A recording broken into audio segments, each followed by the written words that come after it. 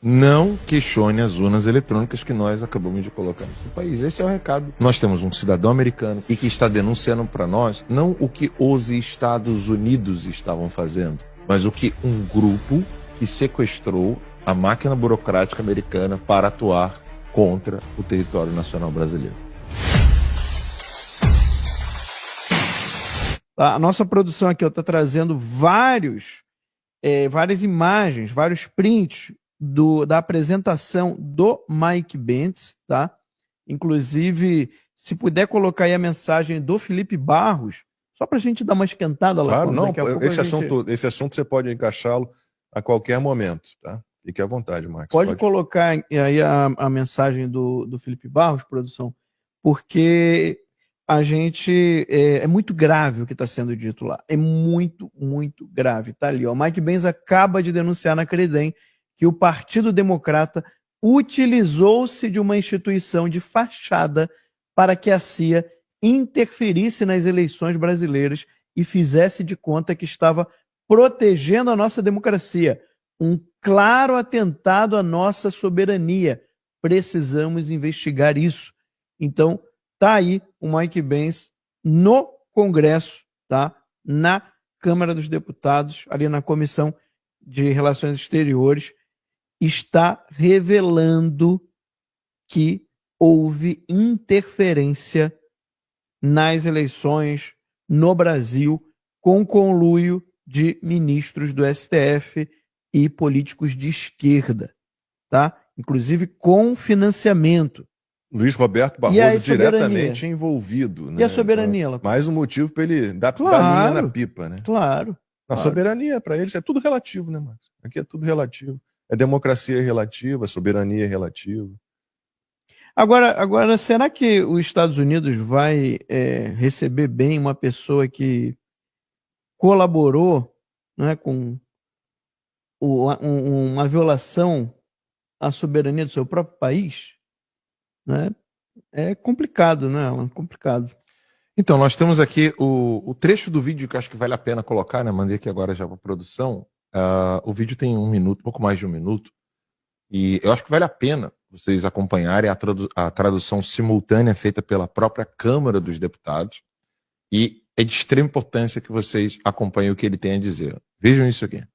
Além disso, algo que me preocupa muito como americano, cidadão americano, os Estados Unidos também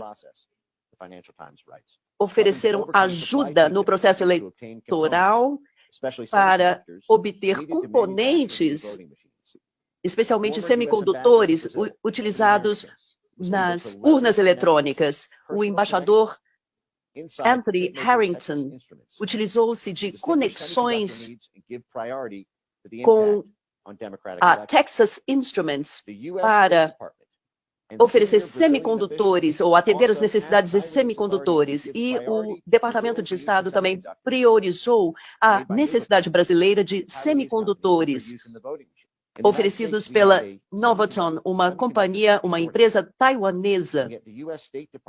E o Departamento de Estado americano, para manipular o processo eleitoral em um país estrangeiro, desviou carregamentos para os Estados Unidos para construir urnas eletrônicas contra o presidente democraticamente eleito. Então, a administração de Joe Biden não parou por aí.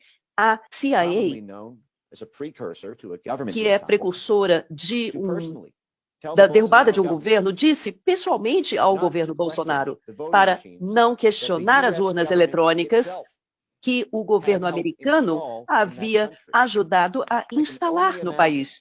E eu fico imaginando o quanto é difícil ser brasileiro e ver um país estrangeiro instalando componentes de urnas eletrônicas potencialmente fraudulentas.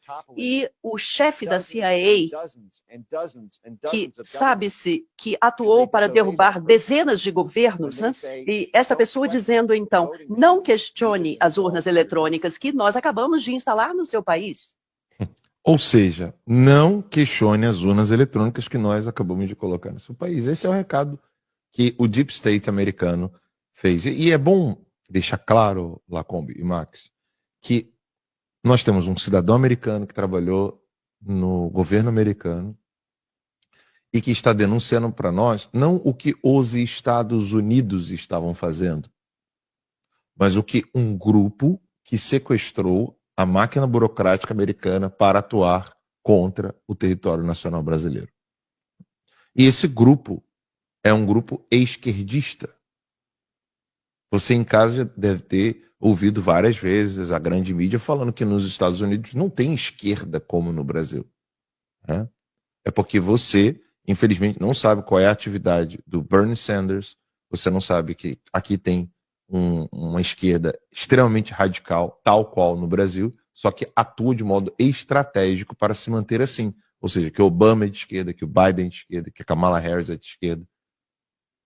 Inclusive, eu não sei se recentemente a gente já falou disso aqui na timeline, mas no Terça Livre nós falávamos muito, é um documento, Lacombe, do Partido Comunista dos Estados Unidos da América, que é o PCUSA, que é o cronograma de trabalhos do Partido Comunista dos Estados Unidos da América de 2015, onde ele traça, inclusive, estratégias para o Brasil.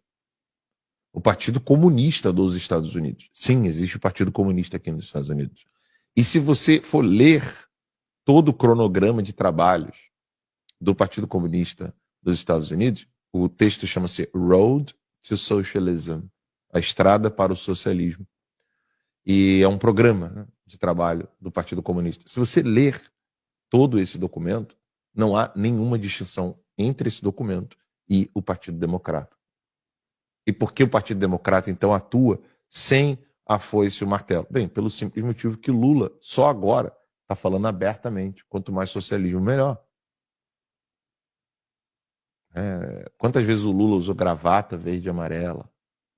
Quantas vezes o Lula ficou com a roupa da Petrobras, sujando a mão de petróleo, falando o Brasil é nosso? Nosso o quê? Nosso de quem? Nosso do Partido Comunista, né? Porque teve a atuação dos comunistas e socialistas dos Estados Unidos, teve a participação dos comunistas e socialistas da China para poder raptar o Brasil. Eu fiz questão, Lacombe, se a produção puder dar um pulinho lá no meu perfil, lá no X, eu fiz questão de relembrar algumas coisas que eu disse em 2020 sobre isso. São 5 anos só denunciando esse mesmo assunto, esse mesmo tema.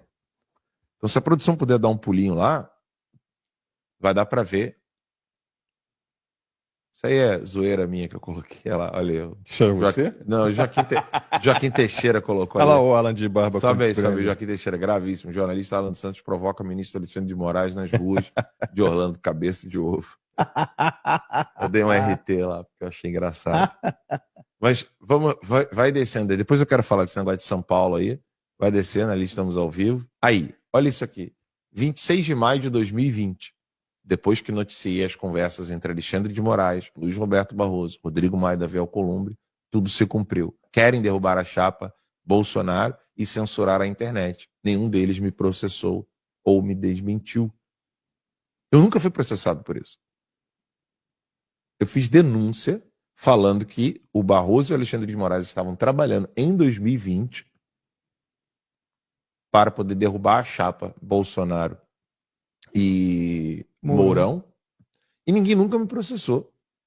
Curiosamente, se você pegar a data disso aí, é 28 de maio de 2020. E o que acontece em novembro de 2020? A fraude eleitoral americana, que está sendo investigada pelo FBI aqui nos Estados Unidos, onde o Donald Trump não perdeu as eleições, ele foi fraudado. Tá?